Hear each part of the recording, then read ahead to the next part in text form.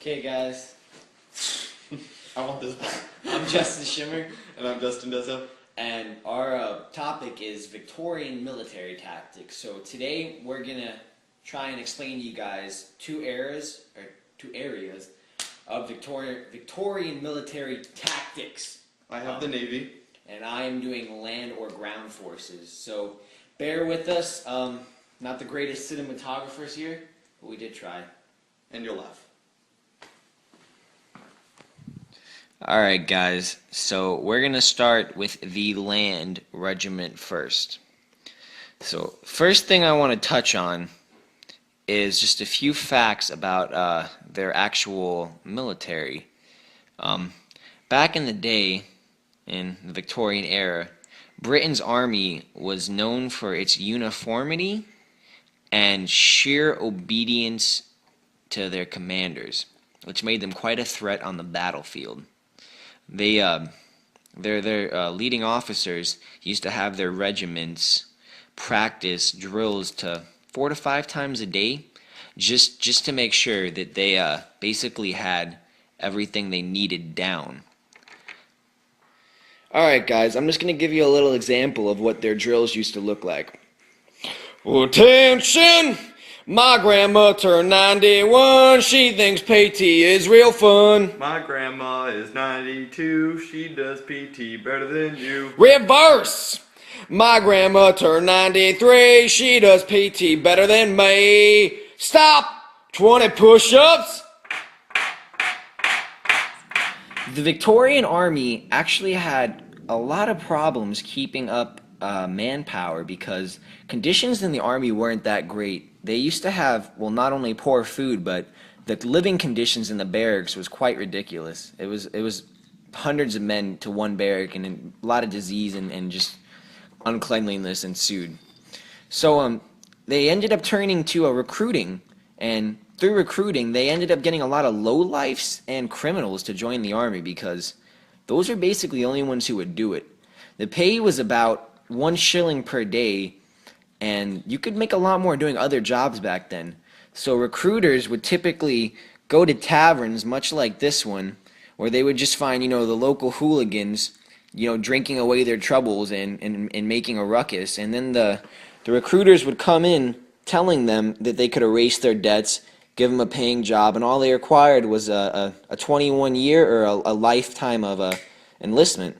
And the hooligans usually bought it right up, and they would join the army. And that's basically what composed Britain's main army for quite some time. Another part that composed the army was the officer corps. The officers were found in Britain's army through something called a purchase system. Basically, to become an officer or move anywhere upwards in the army, it cost a lot of money. It wasn't like nowadays when a typical soldier can actually advance up through the ranks through their courage and valors and active deeds. They actually had to pay, and they had to purchase all of their own equipment to become an officer back in the Victorian era. Here's an example of one such recruitment. Hey Joe, so, I just got done completing my shenanigans and my hooligans today. I was wondering what we're going to do tomorrow if you want to go get drunk down in the Abbey and hit on some girls. Excuse me, gentlemen. My name is Colonel Sergeant Montgomery, and I am here to offer you both an opportunity of the lifetime. Right now, my regiment is looking for soldiers, and we are willing to offer you 1 shilling per day, and we will erase all your debts up to 30 shillings. All we require is a 21-year commitment or life. Any of you interested? Well, I honestly think I could be interested in that. We get the uniforms and the guns and everything, right, Cap? Well, yes, I do. Now presenting the Battle of Dezso. Bum, bum. Bum, bum. Bum, bum. Bum. Oh, Capitan, my name is Frenchy de la Mustard. I am going to obliterate your army, you silly Montgomery. I am going to wet my whistle. You have no idea.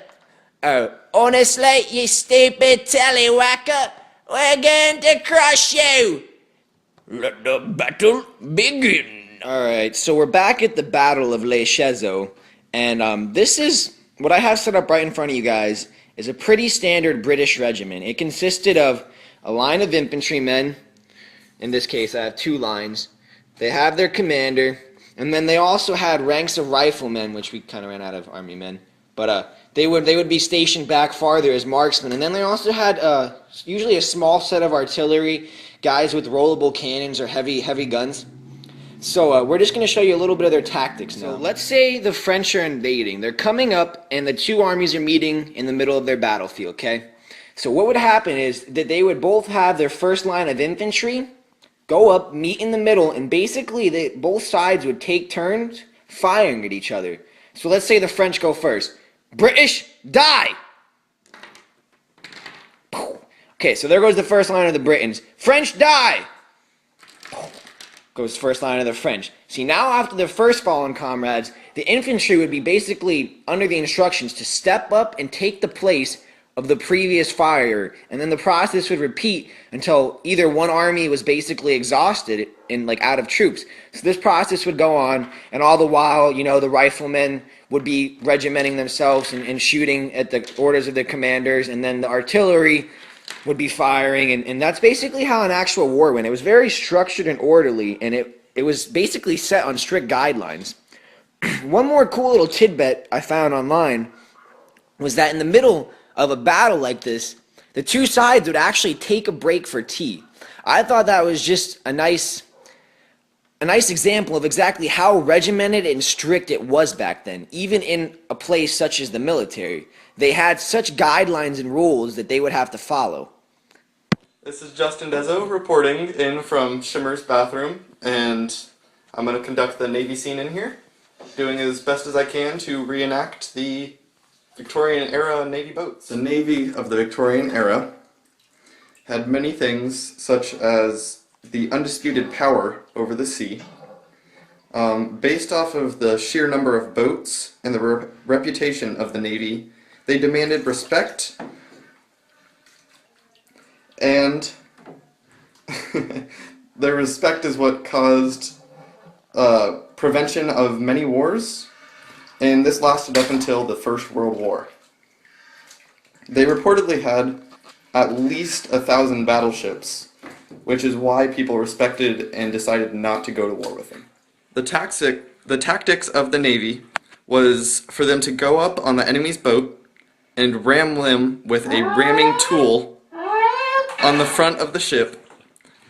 The Navy's tactics when they were facing enemy boats was to go up on the enemy boats and ram them with a ramming tool on the front of their ship. Another tactic of the Navy when they were going against opponent boats was to go to the side and shoot holes in the enemy's boats.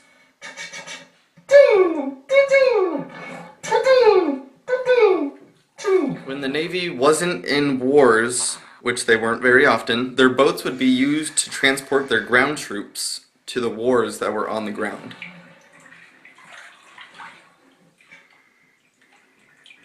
Go.